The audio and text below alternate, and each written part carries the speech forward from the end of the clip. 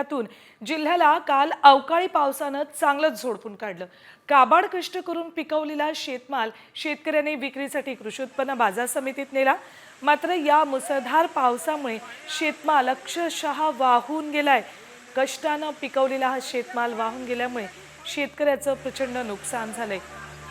हा सगळा शेतमाल वाचवण्याचा प्रयत्न शेतकरी करतोय, मात्र पावसाच्या पाण्यासोबत सगळा शेतमाल वाहून जातोय।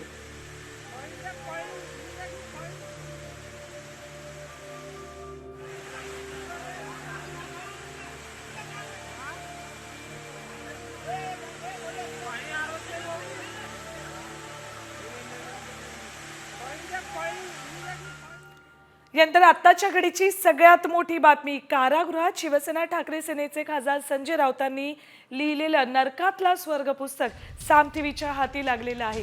या पुस्तकात केंद्रीय गृहमंत्री अमित शहांना कसं वाचवलं याबाबत खळबळजनक दावा करण्यात आलाय। बाळासाहेबांनी अमित शहांवर उपकार केल्याचं या पुस्तकात राऊतांनी म्हटलंय। अमित शहा गुजरातच्या दंगलीनंतर प्रचंड अडचणीत होते, त्यानंतर बाळासाहेबांनी अमित शहांची कशी मदत केली याबाबत संजय राऊतांनी या पुस्तकात सांगितलंय। मी त्याला गौप्यस्फोट म्हणत नाही। नरकातला स्वर्ग हे जे पुस्तक उद्या प्रसिद्ध होत आहे, ते पुस्तक हे ज्या पद्धतीने मला तुरुंगात पाठवलं, 100 दिवसापेक्षा जास्त काळ मी तुरुंगात राहील। ते तुरुंगातले अनुभव आहेत आणि त्या निमित्तानं भूतकाळातल्या ज्या घटना घडल्या त्या या तुरुंग माझ्या प्रवासाशी संबंधित आहेत। तर खासदार संजय राऊतांनी नरकातला स्वर्ग या पुस्तकामध्ये केलेल्या दाव्यानंतर भाजपचे नेते आक्रमक झालेत। संजय राऊतांना कुणी गांभीर्यानं घेत नाही, ते काय बोलतात हे कुणीच ऐकत नाही असं म्हणत मंत्री गिरीश महाजन यांनी राऊतांवर निशाणा साधलाय। तर बाळासाहेबांनी सर्वांनाच मदत केली आहे अशी प्रतिक्रिया संजय शिरसाट यांनी दिली आहे।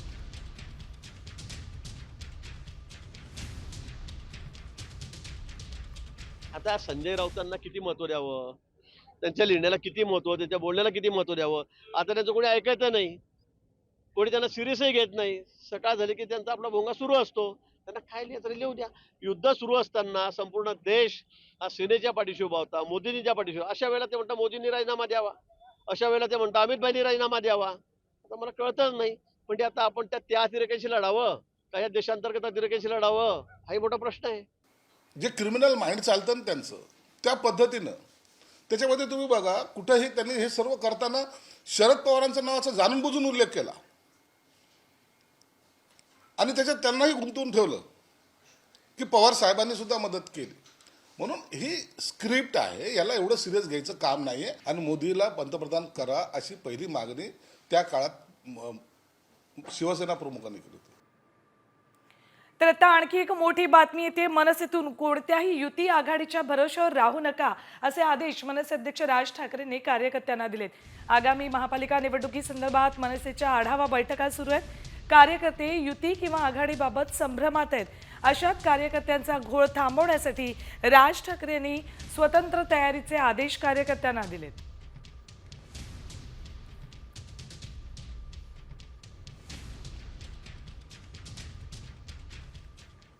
बातमी आहे भारतीय सैन्याच्या ताकदीबाबतची। भारतीय सैन्याची ताकद आणखी वाढणार आहे। ऑपरेशन सिंधूरमुळे सरकार आपलं संरक्षण बजेट आणखी वाढवण्याचा विचार करते। डिफेन्स बजेटमध्ये 50,000 कोटींची वाढ होणार आहे। एकूण खर्च तब्बल 7 लाख कोटींच्याही वर जाणार आहे। संरक्षण अर्थसंकल्पात लवकरच अतिरिक्त तरतूद केली जाऊ शकते अशी माहिती सूत्रांनी दिली आहे। सूत्रांच्या माहितीनुसार सशस्त्र दलांच्या गरजा, आवश्यक खरेदी आणि संशोधन विकासासाठी ही अतिरिक्त तरतूद केली जाऊ शकते।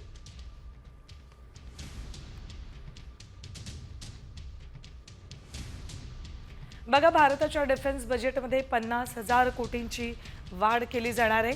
पुरवणी मागणीद्वारे अतिरिक्त खर्चाच्या तरतुदीचा प्रस्ताव मांडला जाईल। यावर्षी संरक्षणासाठी 6.81 लाख कोटींची तरतूद, विक्रमी तरतूद आहे। डिफेन्स बजेट गेल्या वर्षीच्या तुलनेत 9.53% त्याच्यात वाढ होते। गेल्या 10 वर्षात संरक्षण बजेटमध्ये सुमारे तिप्पट वाढ करण्यात आलेली आहे।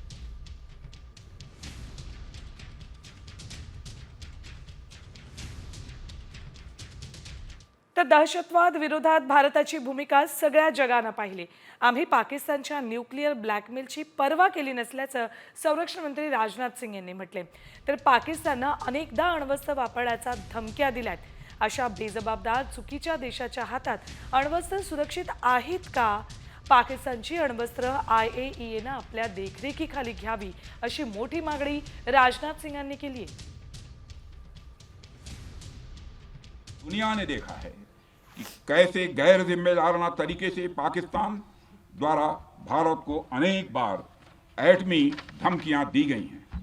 आज श्रीनगर की धरती से मैं पूरी दुनिया के सामने यह सवाल उठाना चाहता हूं कि क्या ऐसे गैर जिम्मेदार और रोग नेशन के हाथों में परमाणु हथियार सुरक्षित हैं? मैं दुनिया के सामने यह सवाल खड़ा करना चाहता हूं. मैं मानता हूं कि पाकिस्तान के एटमी हथियारों को IAEA international atomic energy agency की निगरानी में लिया जाना चाहिए. तिकडे पाकिस्तानच्या संसदेत काय वक्तव्य केली जात आहेत बघा. भारत पाकिस्तान युद्धबंदी ही फक्त 18 मे पर्यंतचे असा दावा पाकिस्तानचे परराष्ट्र मंत्री इशाक डार यांनी केलाय. पाकिस्तानच्या संसदेत त्यांनी हा दावा केलाय. इशाक डार यांच्या या दाव्यानंतर भारत आणि पाकिस्तानमधील लष्करी संघर्ष पुन्हा सुरू होणार आहेत का असे प्रश्न उपस्थित केले जातात. 18 मे नंतर दोन्ही देशांमध्ये पुन्हा लष्करी तणावाची परिस्थिती निर्माण होऊ शकते का असा प्रश्न उपस्थित झालाय.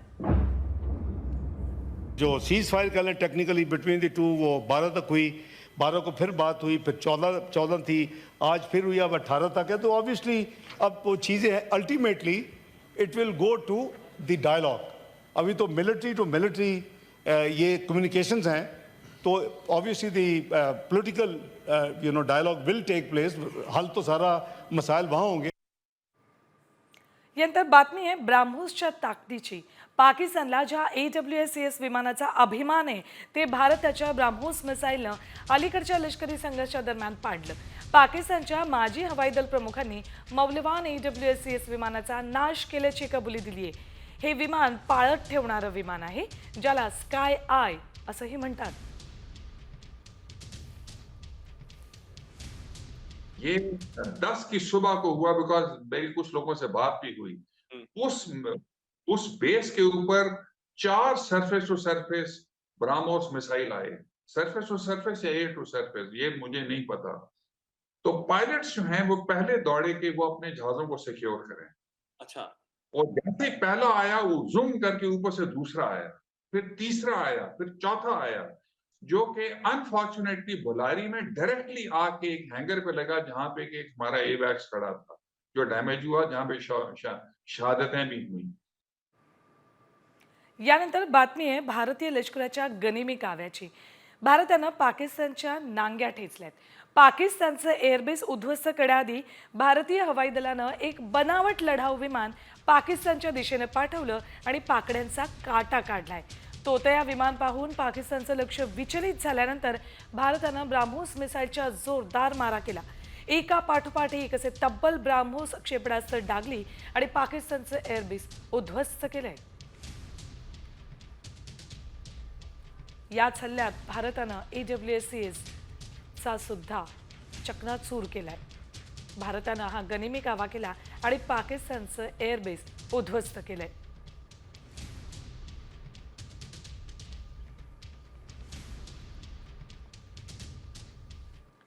तर दुसरीकडे भारताचे परराष्ट्र मंत्री S जयशंकर यांनी अफगाणिस्तानचे परराष्ट्र मंत्री मावलावी आमिर खान मुत्तकी यांच्यासोबत चर्चा केली. तालिबान यांनी अफगाणचा ताबा घेतल्यानंतर प्रथमच भारत आणि अफगाणिस्तानमध्ये द्विपक्षीय चर्चा झाली. अफगाणिस्ताननं पहलगाम हल्ल्याच्या केलेल्या निषेधाचं भारताकडून स्वागत करण्यात आलेलं आहे.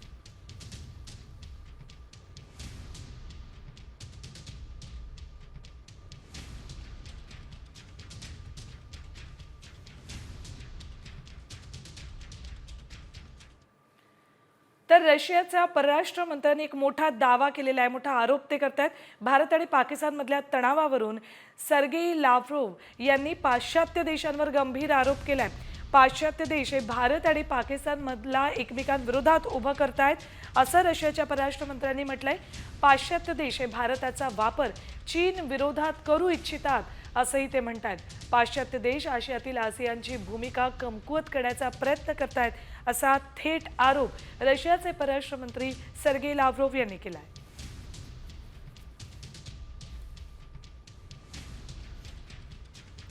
लाव्हरोव्ह काय म्हणालेत, काय आरोप करतायत बघा. पाश्चात्य देश भारत आणि पाकिस्तानला एकमेकांविरुद्ध उभं करतायत.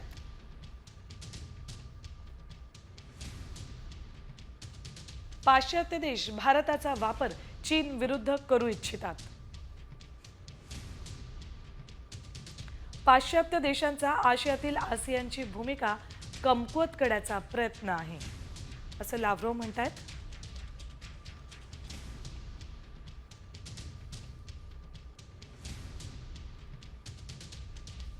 तर दुसरीकडे भारताविरोधात अण्वस्त्र हल्ल्याच्या बढाया मारणाऱ्या पाकिस्तानची खरी अवस्था मात्र कंगाल आहे. गेल्या जवळपास 1.5 वर्षामध्ये सौदी अरबनं असे 5,000 पाकिस्तानी भिकारी त्यांच्या देशातून हाकलवून लावलेत. त्याचबरोबर इतर देशांनीही त्यांच्या देशातून पाकिस्तानी भिकाऱ्यांना परत पाठवायला सुरुवात केली आहे. पाकिस्तान सरकारचे गृहमंत्री मोहसिन नक्वी यांनी संसदेत डेटा सादर केला. त्यामध्ये भीक मागण्याच्या आरोपाखाली परदेशातून किती पाकिस्तानींना परत पाकिस्तानात पाठवले हे समोर येते.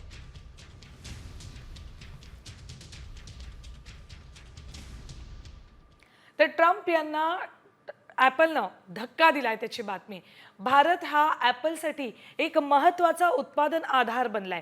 कंपनी भारतात गुंतवणूक करत राहील, योजनांमध्ये कोणताही बदल होणार नाही अशी भूमिका ॲपल कंपनीनं घेतली आहे. डोनाल्ड ट्रम्प यांनी ॲपलचं भारतातलं उत्पादन थांबवण्याचा, तिथे भारतात उत्पादन न करण्याचा सल्ला टिम कुक यांना दिला होता. मात्र भारत स्वतःची काळजी घेऊ शकतो. भारताऐवजी ॲपलनं अमेरिकेत आपलं उत्पादन वाढवावं असं ट्रम्प यांनी म्हटलं होतं. यावरूनच ॲपल कंपनीनं ट्रम्प यांना हा धक्का दिलाय. भारतातली गुंतवणूक थांबवणार नाही असं ॲपलनं ठरवलंय. When you're building in India, you can build in India if you want to take care of India, because India is one of the highest tariff nations in the world. It's very hard to sell into India. Now you got to build us. We're not interested in you building in India. India can take care of themselves. They're doing very well. We want you to build here, and they're going to be upping their production in the United States. So Apple's already in for $500 billion. बातमी एका कटाची. अमेरिकेचे राष्ट्राध्यक्ष Donald Trump यांच्या हत्येचा cut उघड झालाय. 8647 code वापरून केलेल्या कटाची FBI चौकशी सुरू केली. या प्रकरणी FBIचा माजी संचालक जेम्स कोनी संशयाच्या भोवऱ्यात आहे. अमेरिकेच्या अध्यक्षपदाच्या निवडणूक प्रचारादरम्यान ट्रम्प यांच्यावर गोळीबार झाला होता. या गोळीबारात ट्रम्प थोडक्यात बचावले होते. दरम्यान यावरून US नेशन इंटेलिजन्स डायरेक्टर तुलसी गबार्ड यांनी ट्विट केलं होतं आणि त्याला जेम्स कोनी यांनी काय प्रत्युत्तर दिले बघा.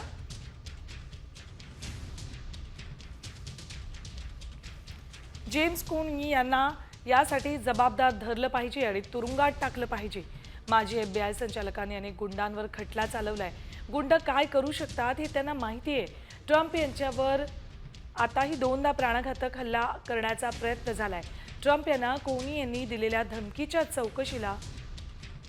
चौकशी केली जाईल. समुद्र किनाऱ्यावर फिरताना पाहिलेल्या काही शंखांचा फोटो पोस्ट केला होता. मला वाटलं की तो एक राजकीय संदेश असावा. मला कल्पना नव्हती की काही लोक त्या आकड्यांचा संबंध हिंसाचाराशी जोडतील. माझ्या मनात कधीच हे आलं नाही. मात्र मी कोणत्याही प्रकारच्या हिंसाचाराला विरोध करतो म्हणून मी पोस्ट काढून टाकली असं जेम्स कोनी यांनी ट्विट केलंय.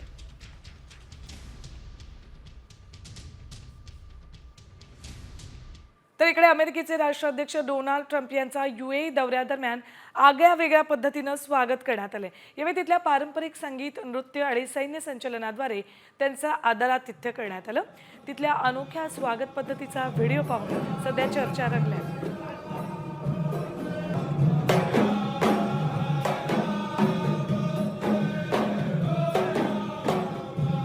लांब केसांच्या या महिला केस मोकळे सोडून अशा पद्धतीनं पारंपरिक पद्धतीनं ट्रम्प यांचं स्वागत करतात.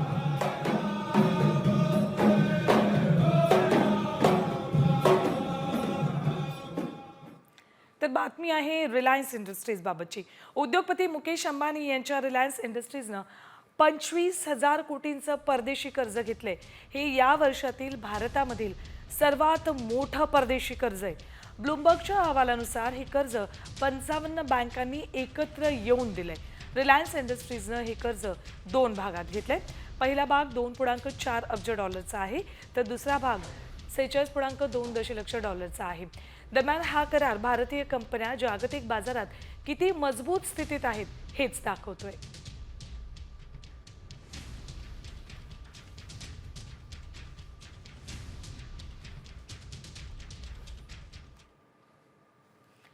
यात एक महत्त्वाची बातमी आहे. काँग्रेसच्या ज्येष्ठ नेत्यांच्या वक्तव्यांनी काँग्रेसमध्ये नेमकं काय घडतंय असा सवाल उपस्थित झालाय. काँग्रेसचे ज्येष्ठ नेते चिदंबरम यांनी मोदींचं कौतुक केल्यानंतर आता इंडिया आघाडीबाबत मोठं विधान केलंय.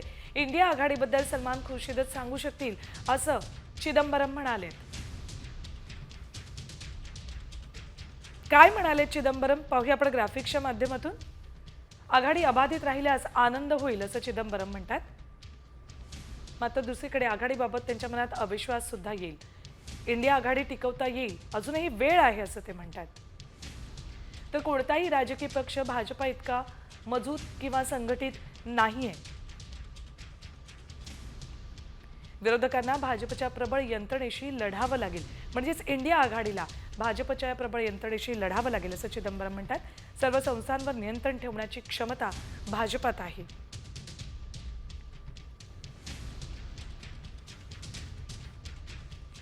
तर दुसरीकडे मनपा निवडणुकीसाठी शिंदे सेनेनं कंबर कसली आहे त्याबाबतची बातमी आहे. निवडणुकीसाठी खासदार श्रीकांत शिंदे मैदानात उतरलेत. मुंबईमध्ये शिंदेच्या युवा सेनेचा भव्य मेळावा आयोजित केलाय.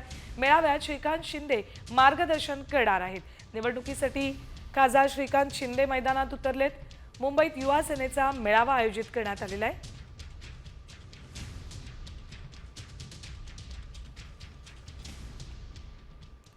ग्रामविकास मंत्री जयकुमार गोरेंची बदनामी आणि खंडणी प्रकरणी माजी सभापती रामराजे नाईक निंबाळकर यांची पोलिसांकडून चौकशी करण्यात येते.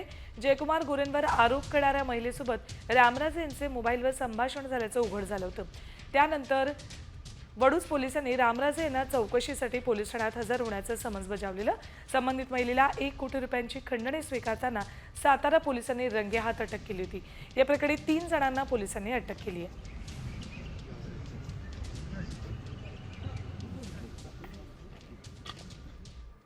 या राजकीय घडामोडींनंतर आता बातम्या WAR20. संरक्षण मंत्री राजनाथ सिंग आज गुजरात दौऱ्यावर आहेत. गुजरातमधील भुज एअरबेसला ते भेट देतात. यावेळी ते सैनिकांशी संवादही साधतील. तसंच भुज एअरबेस सुरक्षेचा राजनाथ सिंग आढावा घेतील.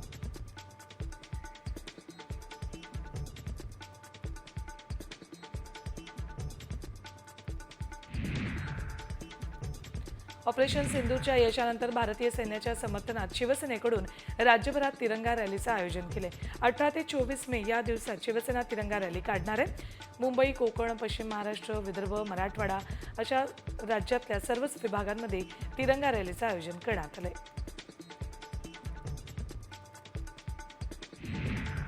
भारत आणि पाकिस्तानमध्ये सुरू झालेले युद्ध थांबल्यामुळे हिंदू महासभेनं नाराजी व्यक्त केली. POK परत मिळवण्याची ही एक मोठी संधी होती, मात्र ही संधी मोदींनी गमावली अशी प्रतिक्रिया हिंदू महासभेनं दिली. तर युद्ध थांबवण्यासाठी पाकिस्तानला कोणती अट घातली असा सवाल हिंदू महासभेनं केलाय.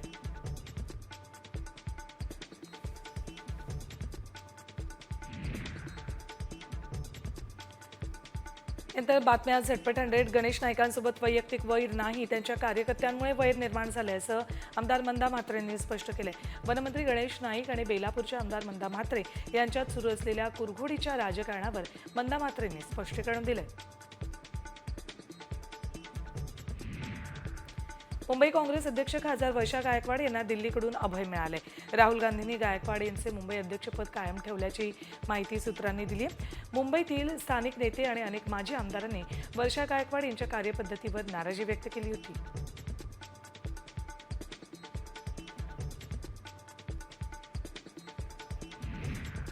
वनमंत्री गणेश नाईक यांचे समर्थक जिल्हाध्यक्षांच्या पदग्रहण समारंभाला गैरहजर होते. नवी मुंबईच्या राजकारणामध्ये मंदा म्हात्रे विरुद्ध गणेश नाईक असा संघर्ष अनेक दिवसांपासून आहे. त्यात जिल्हाध्यक्षपदी डॉक्टर राजेश पाटील यांची नियुक्ती झाल्यामुळे भाजपमध्ये नाराजी नाट्य निर्माण झाले.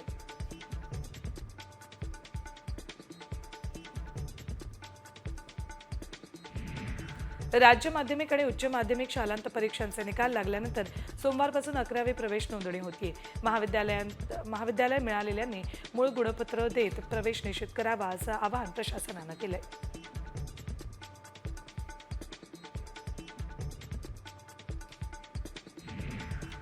जळगावात शिवसेनेकडून तिरंगा रॅलीचं आयोजन करण्यात आलं. ऑपरेशन सिंदूरच्या यशानंतर भारतीय सैन्याचं मनोबल वाढवण्यासाठी ही रॅली काढण्यात आली.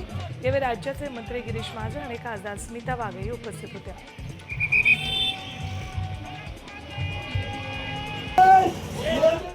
सांगलीत भाजपचे सम्राट महाडिक यांची जिल्हाध्यक्षपदी निवड झाली आहे. त्यामुळे त्यांच्या कार्यकर्त्यांकडून जंगी स्वागत करण्यात आलं. यावेळी जेसीबीद्वारे फुलांची उधळण करत फटाक्यांची आतषबाजीही करण्यात आली.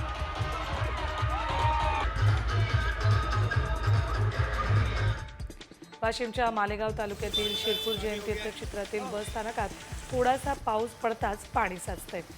यामुळे ग्रामपंचायतीच्या कामकाजावर आणि नियोजन क्षमतेवर प्रश्नचिन्ह उपस्थित होते.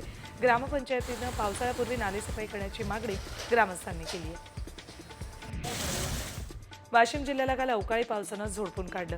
काबाड कष्ट करून पिकवलेला शेतमाल शेतकऱ्यांनी विक्रीसाठी कृषी उत्पन्न बाजार समितीमध्ये आणला होता. या मुसळधार पावसामुळे शेतकरी पावसाच्या पाण्यात वाहून गेलं.